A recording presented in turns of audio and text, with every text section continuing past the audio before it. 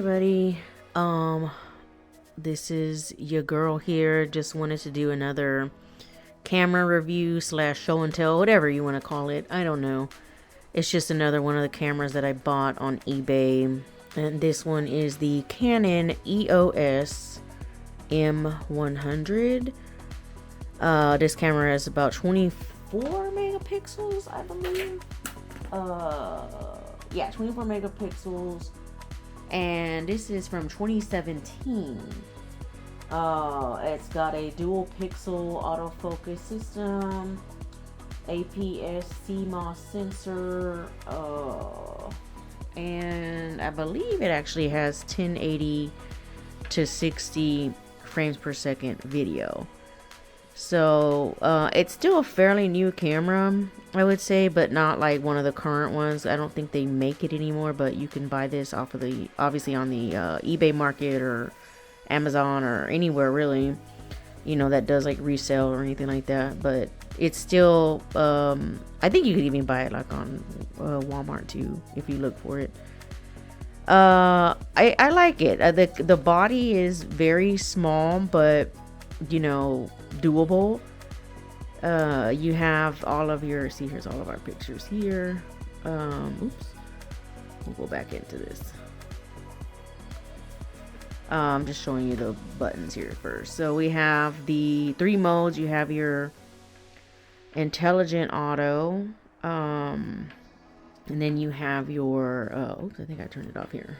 Did I turn it off? I sure did. I sure did. My bad, guys. But you have your intelligent auto, which basically just choose everything for you. If you want to just shoot pictures and go. Then you have your manual where you can pick, it's touchscreen, by the way, I forgot to say that, but you can pick your manual, your aperture, shutter, or you can program it and customize it to your liking. And then you have your video mode. So this is where your 1080p comes in as well. And you can also vlog on this camera if you want. So yeah, it's fairly, I like it. It's just got those 3 main basics here. So we'll go ahead and kind of just start with the automatic intelligent. Also, here's the rest of the body. I didn't even say that. Your card goes here. I don't know if you can see that. You probably cannot see that. Card, and then your HDMI. Oh, and it has a flash. Let me show y'all the flash. Boom, there is a flash right there. So you have a flash with this camera. And then there's your record button right there, so when you're ready to just start shooting. And yeah, that's it. And then you just, of course, press your flash back down when you're done. Alright, so next we're gonna go into the menu here and just kind of go over each menu setting real quickly because there's a lot of it, but it's pretty self-explanatory, I would say. So you have your image quality here, which you can change it from JPEG, you can keep it at RAW, you could actually change it to either or, I should say, but there's a few different configurations you can change it to regarding picture size, but it does offer JPEG and RAW as well, so you can kind of do all of that. I have RAW and JPEG because that's just kind of what I like. I like really many to have JPEG, but you know, it's really up to you how you want to do it. You can change the ratio, which is here, here, or here. So I always just kind of keep it at the basic 16.9, but that's really at your preference. Shooting information, reverse display. You have your image review, so that's how long you want the image to last. Touch shutter on and off, which I like to have it. Sometimes I have to have it on, sometimes I have it off. It just really depends. Quick setting menu layout, that's when you want to customize your menu. Continuous autofocus, I actually like to have that. Autofocus assist beam firing, you could have that as well. I don't really know what that does per se, because I'm actually still kind of a novice as well, but I assume that you can change it, obviously. You have your EOS settings, prevent blurring of a movie caused by hand movement. So you definitely want that. Lens aberration correction, flash control. So you just kind of reduce the flash here. And I guess I definitely want reduce red eye reduction. Drive mode, so that's single shooting or continuous. So that just means that you would take multiple pictures. So like say for example, if you have continuous, I'm just going to show you here. So you just kind of hold on to it and it's taking all these pictures. So if you don't want that, then you could just go back to the single shooting here, and then again just take one picture, and that's it. It's just, even if you hold it down, you're just not really taking continuous pictures. Self timer, of course, when you want to do selfies or have a group picture, however you want to work with that. Autofocus switch, I don't know, I just keep that on. Your movie recording size, again, you can change it to different frames per second. I just kind of keep it at this standard here. Sound recording enabled, you definitely want that. Autofocus, so different settings here. And then you have your area where you can set up your folders. You can format your whole card, which I probably will do that, honestly, because I don't really have much on this card. So oops. And then video system, I just kind of keep it as is, as the NTSC. Brightness, this is kind of more of your other settings here. Time zone, date time, English, sensor cleaning, auto lock, touch operation, hints and tips, beep. Yeah, I think I'll turn that beep off. Well, I guess it still beeps, I don't know.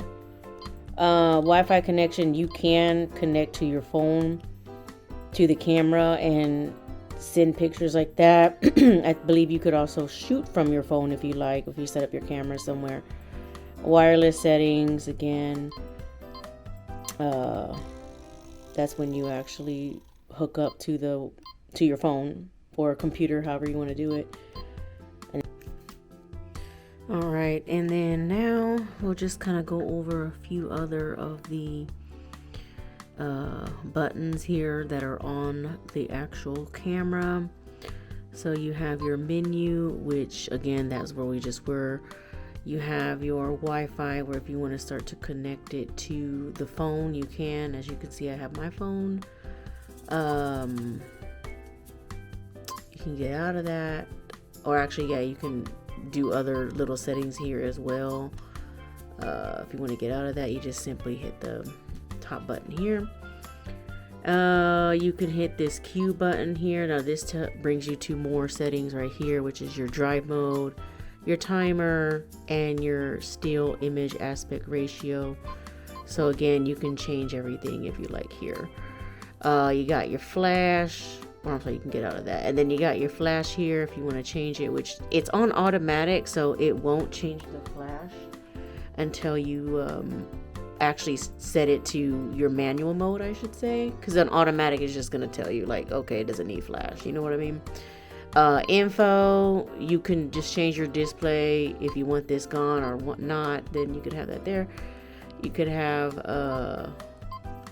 again, this top button here, it's for your white balance, but again, it's not going to white balance until you actually have your automatic out. So if you go here, say shutter priority, where you have some modes that are a little bit more customizable now, then you could actually go to your shutter here, or I'm sorry, your white balance, and then you can see that there. I don't know if you can see that, but basically that's where you can go change it if you want, which is right here. Right there. So a little bit more stuff is capable here. Same thing for your flash. Alright, so I'm going to talk about the modes here. So again, as I stated, you have your manual exposure. So you can set the shutter speed and aperture. If you want to change that, you have your aperture. You have your shutter, and then your priority program. Also, when you move this up, you have hybrid auto, and that creates a digest movie when shooting still images. Pretty self-explanatory. Like I said, it will explain everything to you. Creative assist, so you can apply effects, you know, which is pretty cool as well. Self-portrait, that's when you're doing a self-portrait when you flip the screen over. Portrait, so you have background subject select, you know, the bird here. There you go. Smooth skin, it just kind of gives you a more smoother skin feel, basically a filter. And then landscape, so when you have a whole, you know, landscape, basically widescape, when you're shooting, you know, maybe images outside, perhaps like a mountain, you would use that. So lots of great choices. And then but here you also have a close-up, which is your macros, which that could be, you know, for small subjects, like right here, perhaps it'll focus more on this smaller subject there. I don't know if you can see that really, but sports mode, clearly, you know, when you have fast objects moving or trying to document sports. Food, documenting food, which is really nice as well, for you Instagrammers or whoever. Night scene, it's got a lot, really. Backlight control, grainy, I mean, it's got a lot of features. What I really like here is you got your soft focus, which is really what I like. I like these little images here. I actually like the fisheye effect, which I use. I don't know if you can see that, but you see how it's kind of bulging out. Fisheye effect. Art bold effect, so it kind of like changes the colors here. Water painting effect, so I don't know if you can see that, but you can kind of just changes the colors, really. Toy camera effect, I actually like this feature too, because it kind of looks like a old-timey camera. Miniature effect, you can make things look miniature. Just kind of depends on your setting here. And your high dynamic range. So lots of great features even with this camera here. So that's when you actually change your manual scene, which I'm gonna go all the way back because I like to just change this here to aperture.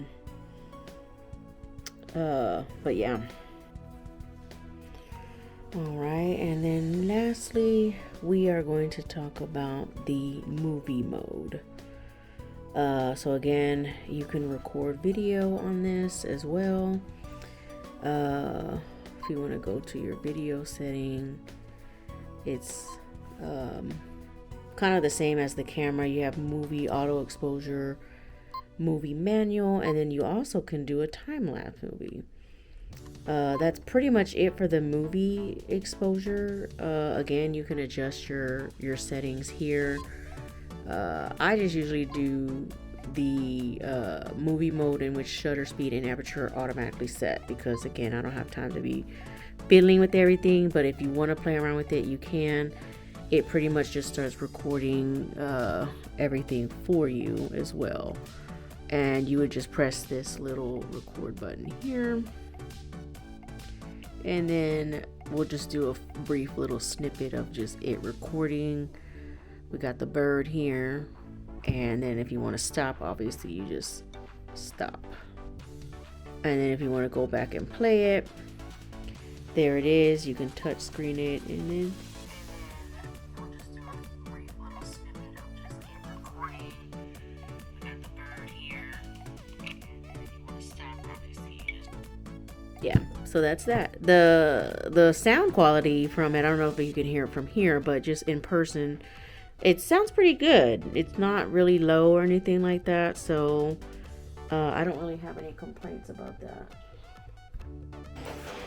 Alright, y'all, and there y'all have it. The Canon EOS M100 in all its glory. And I will also upload some pictures that I took with it as well, so you can see the image quality. But that's about it, guys. Hope y'all enjoyed it, and hopefully this is helpful for you. Thanks for watching, y'all.